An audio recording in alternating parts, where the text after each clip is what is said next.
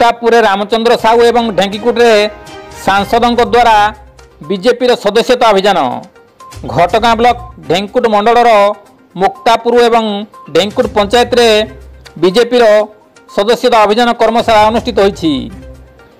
मुक्तापुर रे बीजेपी वरिष्ठ नेता रामचंद्र साहू नेतृत्व में सदस्यता अभियान कर्मशाला अनुष्ठित होता बेले रामचंद्रपुर मुक्तापुर डणंगपाणी घुंटीजोरी एवं मुद्राबेड़ा समेत माछभंडार ग्राम में सदस्यता अभियान जारी रही।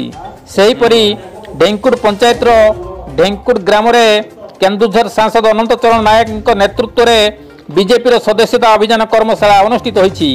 एथिरे बीजेपी युव मोर्चा सभापति सौम्य प्रकाश मंडल, नव बेहेरा, सनातन नायक समेत अन्य बीजेपी कर्मी उपस्थित थिले। गोविंद राउत का रिपोर्ट, केडी न्यूज ओडिया।